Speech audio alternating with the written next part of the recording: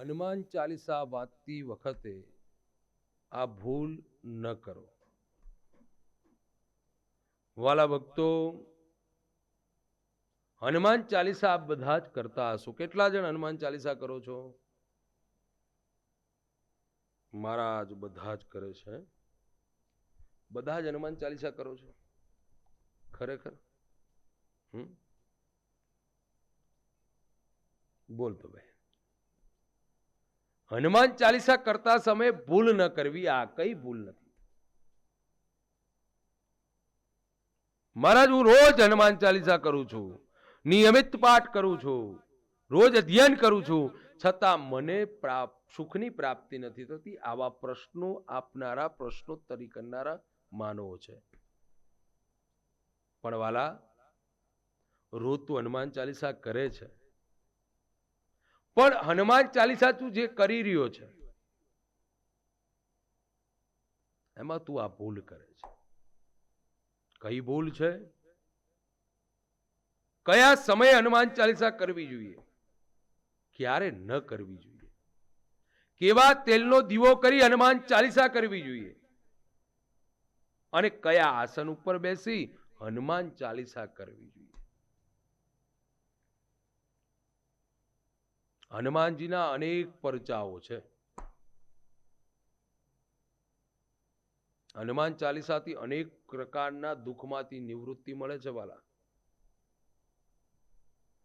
સાળંગપુર ધામ છે, ત્યાં સાળંગપુર ધામમાં હનુમાનજીની સામે કોઈ પણ વળગાણ આવ્યું હોય ને તો ટકી નથી શકતું. એનું કારણ શું છે? ભૂત પિશાચ નિકટ નહીં આવે, મહાવીર જબ નામ સુનાવે, નાસે રોગ હરે જબ પીરા, જપત નિરંતર હનુમંત બીરા.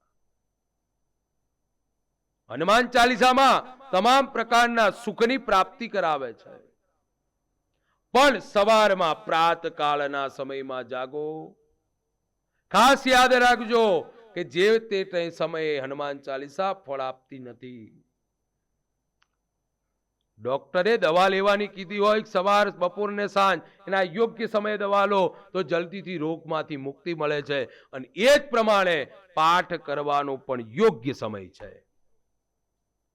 9 વાગે જાગો, 9 વાગે હનુમાનજીને યાદ કરો. શ્રી ગુરુ ચરણ સરોજ નિજ મન મુકુર સુધાર. શું છે? હે?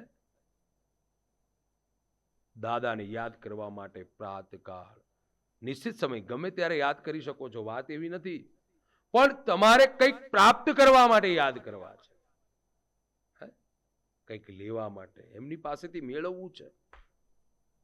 મારા ભગવાનનું નામ તો ગમે ત્યારે દેવાય. હા, દેવાય, એમાં કોઈ વાંધો નથી, લઈ શકો છો.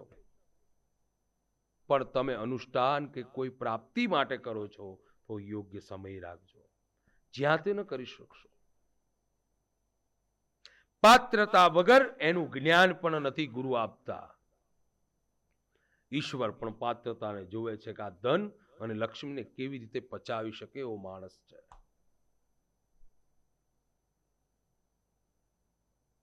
હનુમાન ચાલીસા સવારનો ઉદ્યાત સમય છે, અને એ સમય પછીના નિત્યકર્મ પતાવીને બેસી જાઓ. લાલ અથવા કેસરી કલરનું વાસણ ધારણ કરો. પોતાના બંને હાથની જે પહેલી અને આંગળી છેલ્લી અંગૂઠો આ રીતે રાખી આંખ બંધ કરી, અથવા હનુમાન ચાલીસા નથી આવડતી તો આંખ ખુલ્લી રાખી અને પણ હનુમાન ચાલીસા વાંચી અને 7 હનુમાન ચાલીસા સવારમાં કરો. 7 હનુમાન ચાલીસા સવારમાં કરો. અને 7 હનુમાન ચાલીસા નિયમિત થશે ને, આખા દિવસનો થાક નહીં લાગે, આખા દિવસમાં જો તમારા ઉપર કષ્ટ નહીં આવે, આખા દિવસમાં ચોક્કસ તમને સુખની પ્રાપ્તિ થશે. અને ધન તમને નહીં મળતું એનાથી બમણું ધન પ્રાપ્ત થશે. હવે આખો દિવસ તમારો સારો ગયો, સાંજનું ટાણું આવ્યું, સાંજે ઓફિસ ધંધો કે કોઈ પણ રોજગારથી બહાર આવો છો, ઘરે આવો છો એટલે સ્નાન કરીને પાછા તમે બેસી જાઓ. સાંજે 3 હનુમાન ચાલીસા કરો, કોઈ વાંધો નથી. નિયમિત 9 હનુમાન ચાલીસાનો પાઠનો નિયમ લઈ લો. હનુમાનજી તમામ સુખ આપશે, ચોક્કસ આપશે. સાંજે તમે ઘરે આવો છો, તમે સાંજના ટાણે 9 વાગે પણ બેસીને કરી શકો છો. બને તો હનુમાન ચાલીસાને તે કરતા સમયે તેલનો દીવો દીપ પ્રાજ્વલ્ય કરો. હંમેશા યાદ રાખજો કે જે તેલમાં પવિત્રતા હોવી જોઈએ. હનુમાન ચાલીસા કરતા સમયે તમારા મનમાં ખોટા કોઈ વિચારો ના આવવા જોઈએ. કેવલ તમે અને દાદાના વિચાર કરી હનુમાન ચાલીસા કરતા પહેલા બની શકે તો રામનું સ્મરણ એક માળા થાય અથવા એક વખત રામનું સ્મરણ કરી અને હનુમાન ચાલીસાની શરૂઆત કરજો. વાલા ભક્તો, કોઈ પણ મોટામાં મોટા કષ્ટ હશે એ ભાગી અને ભૂકો દાદા અવશ્ય કરશે. તમને સિદ્ધિ નહીં પ્રાપ્તિ થતી હોય તો પણ સિદ્ધિ પ્રાપ્ત થશે. અષ્ટ સિદ્ધિ નવ નિધિ કે દાતા. હનુમાનજીનું પૂજન કરવાથી, હનુમાન ચાલીસાના પાઠ કરવાથી, હનુમાનજીનું સ્મરણ કરવાથી અને દાદાને નમન કરવાથી તમામ પ્રકારની સિદ્ધિ પ્રાપ્ત થાય છે. ચોક્કસ વાત છે. તો આપ હનુમાનજીની આ પ્રમાણે ચાલીસાનો પાઠ કરો. ઘરમાં ઝઘડા થતા હશે, શાંતિ થઈ જશે. બિલકુલ ઝઘડો ઘરમાં નહીં થાય. લક્ષ્મીની પ્રાપ્તિ થશે, ઉન્નતિની પ્રાપ્તિ થશે, વૃદ્ધિ થશે. બાળકોને વિદ્યા, બુદ્ધિ, ઐશ્વર્ય આદિ પ્રાપ્ત થશે. તો વાલા ભક્તો, આ પ્રમાણે કરજો હનુમાન ચાલીસાના પાઠ. વિશેષ માહિતી પ્રાપ્ત કરવા માટે નીચે આવેલા નંબર ઉપર આપ કોન્ટેક્ટ કરી શકો છો. સાથે સાથે જ્યોતિષ લગતા કોઈ પણ કાર્ય કરવા માટે તમે કોન્ટેક્ટ કરી શકો છો. યજ્ઞ આદિ માટે પણ કોન્ટેક્ટ કરી શકો છો. વાસ્તુશાસ્ત્રના માહિતી માટે પણ આપ કોન્ટેક્ટ કરી શકો છો. સાથે સાથે આપ ભાગવત, દેવી ભાગવત, શિવપુરાણ એવા સત્સંગ કથાઓ માટે આપ કોન્ટેક્ટ કરી શકો છો. વિશેષ માહિતી પ્રાપ્ત કરવા માટે, રૂબરૂ મળવા માટે આણંદ જિલ્લો, તારાપુર તાલુકો, મોરજ ગામ, ઉમિયાજીના મંદિરે આવી આપ રૂબરૂ મુલાકાત કરી શકો છો. તો વાલા ભક્તો, આ પ્રમાણે કરી લો ઉપચાર અને ભગવાનની કૃપા અવશ્ય. ભૂલથી પણ આવા કાર્ય ન થવા.